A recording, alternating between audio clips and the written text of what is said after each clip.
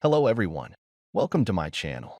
My name is Ari, and today we're going to have some more stories about our toxic life. But before we start, it would be so much appreciated if you would subscribe to my channel, like the video, if you enjoy it, and maybe leave a comment down below. These simple clicks would mean a lot to the future of this channel and really reward the effort that I put in every day. And now without further ado, let's go. Today's first story. In this story, Opie had been happily married for 3 years, deeply in love since their first date.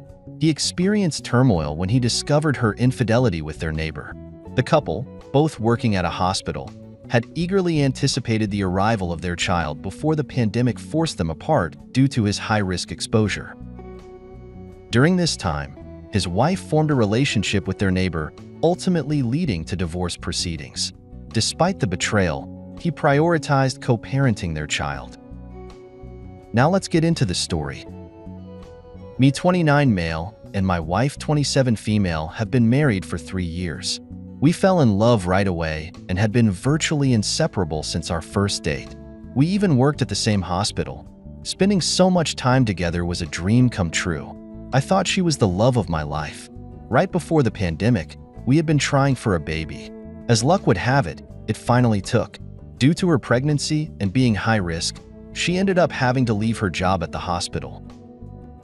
I'm a doctor, and those first few months of the pandemic were some of the most difficult of my life. Because of how much I was exposed to the virus, we figured it would be safest for her and the baby if I rented an apartment until things got better. I was there for her every step of the way virtually, but I was devastated I could not be there physically. She had her sister with her though, and they assured me she was being well taken care of. Fast forward 5 months after explaining my position, I took a leave of absence from work and moved back in. The baby was coming due soon, and I couldn't miss the first few months of his life. There was a lot of distance between us at first, but we fell back into our usual habits quickly. While we were apart, she'd taken a remote job that she continued working at even after the baby was born, and things began going into the green. So she was home quite often. So it was our neighbor. I'd always had a bad feeling about the guy. He was married and had children of his own, but he was always offering to stop by and check in on my wife. I always tried to brush it off as him just being a small-town nosy neighbor. During the pandemic and the pregnancy, my sister-in-law came to live with us to help out, and she ended up staying a bit longer after things started improving. I also went back to working in the ER since that has always been my professional desire. I don't recall when it all started, but they both started hanging out with my neighbor quite frequently. They went to the park with the kids together, they'd take them to kids' movies together, and he'd often invite them over for barbecues on the weekends. But all of this was usually when I was on call, so I was never there. It started to feel like I was missing out on my own life, and my neighbor had stepped into my spot. One day, I got sick at work and had to come home early.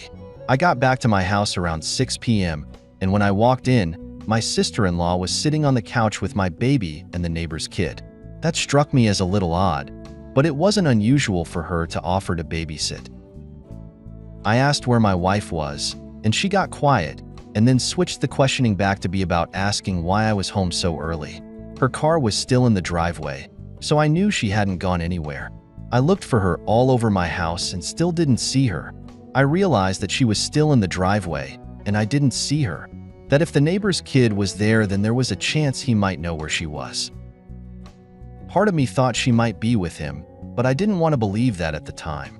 I walked over to his house and rang the doorbell, but there was no answer. He usually kept his car in the garage, so I couldn't tell if he was home or not without peeking inside. And I didn't want other neighbors to think I was a creep, so I didn't. When I walked back inside, sister-in-law was on phone whispering to someone. As soon as she saw me, she quickly hung up.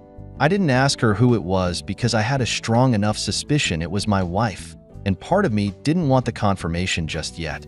My wife came home about 20 minutes later in a nice dress that I bought her for her birthday, carrying some fast food chicken with her. She tried to convince me that she'd just gone out to get some chicken for dinner with the neighbor, but I didn't believe her. Why would she have needed to get all dressed up with a full face of makeup for a drive-thru? I knew she was lying to me. I couldn't prove it just yet. I didn't want to blow up on her in front of the children in the house either. So I hired a PI to watch the house for a few days and see what they came up with. It didn't take long for them to report back with evidence of her cheating. The PI was stationed outside of our house and brought me photos and videos of my neighbor bringing his kid over for my sister-in-law to watch while my wife spent time with him in his house. He had a few photos of them kissing in various states of undress too. That was enough evidence for me to proceed to file for divorce. I still had the lease on the apartment I had rented during the pandemic, so I planned to move in there. I didn't want to continue living in the house my wife was likely cheating on me in.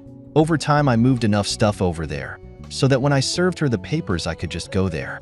Now we lived in a small town and the neighborhood was pretty close-knit. I didn't want to just leave the both of them there to live happily ever after. So during Memorial Day weekend, I hosted a huge blowout cookout and invited everyone to join us.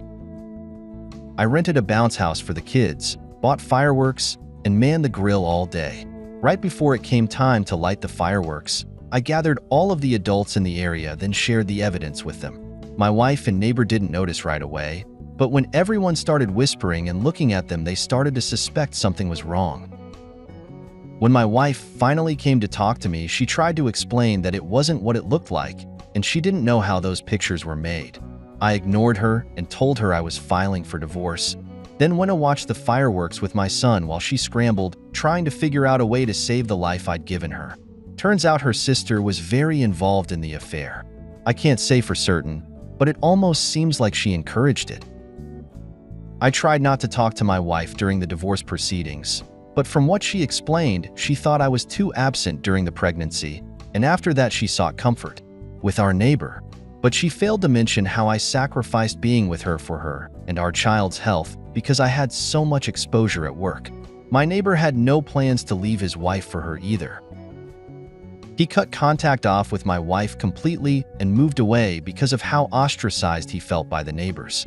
He's threatened to sue me for sharing the evidence, but I don't think the courts will be too pleased to hear about how he left his daughter with my ex-sister-in-law just to cheat on his wife. I have shared custody of my son with my ex now. My ex and I still live near each other and are doing our best to co-parent and make sure our son still has a happy, loving family. Today's second story. In this story, a man recalls falling in love with his wife, Ava, with the help of his best friend, Joseph. However, he later discovers Joseph's betrayal as he learns of their affair.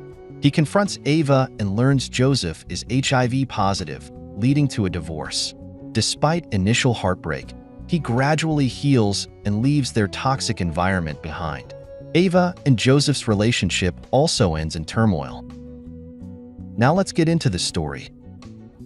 When my wife and I got to know each other, she was the sweetest girl on earth. I had been crushing on her for a long time and couldn't muster the courage to speak to her for a while. When I finally did, Ava and I flew so well and our conversations were heavenly.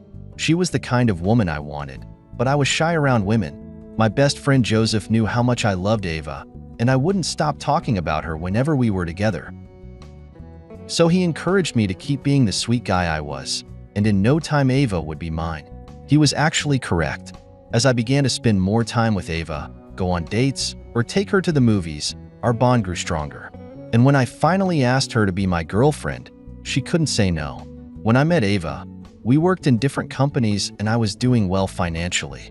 My only weakness was talking to women, but after Ava became mine, I didn't have to worry about that anymore. We dated for 2 years, and I made sure she was the happiest woman on earth within those 2 years. I did all these things because I genuinely loved her and seen her make me happy. Also, before I proposed to Ava, she always told me that she didn't want the kind of public proposal where I have to invite her friends or throw a party.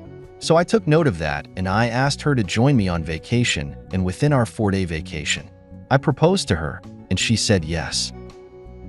Immediately after we returned home, we began to make our wedding plans. We had a church wedding and everything went blissfully. After our wedding, Joseph advised that we move into a bigger apartment, and being that he had been my childhood friend and best friend, I listened to him. Luckily for us, we could rent an apartment some house away from where he lived, so he just needed to walk for about 7 minutes before getting to my house. and this was just perfect for me. I didn't want a situation where I'd abandon my best friend because I was married, and when I discussed it with Ava, she agreed. After we moved into the new apartment, the bond between Joseph, Ava, and me grew stronger. He wasn't married yet, so this allowed him to stay out late at her place or spend time outside until we were all tired.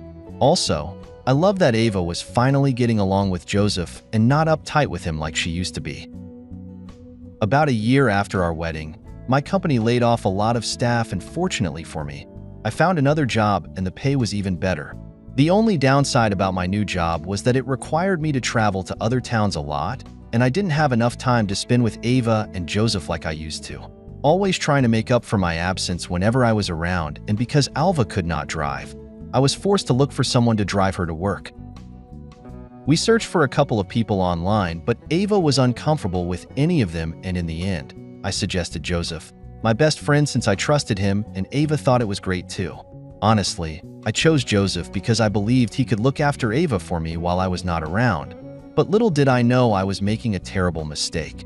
I knew Joseph had always been the 30 type and always had his way around winning, but I didn't think he could disrespect me, break my trust, and destroy our 25 years of friendship. One day, I returned home on a Saturday, and I was so hungry that I had to stop at Joseph's house to eat before getting home. So I called him before entering our town, and he told me he was cooking. That was the main reason I dropped by his house first. I didn't want to go home yet because the last time I spoke to Ava, she told me she was shopping for groceries. So I calculated when she'd get home to cook, and going to Joseph's house was the best option. While we were eating, I noticed that he kept typing on his phone, and I believed it must have been some new girl he was trying to do something with, so I didn't even bother asking him about it. So immediately we were done eating and Joseph trying to pack our plates while he still held onto his phone.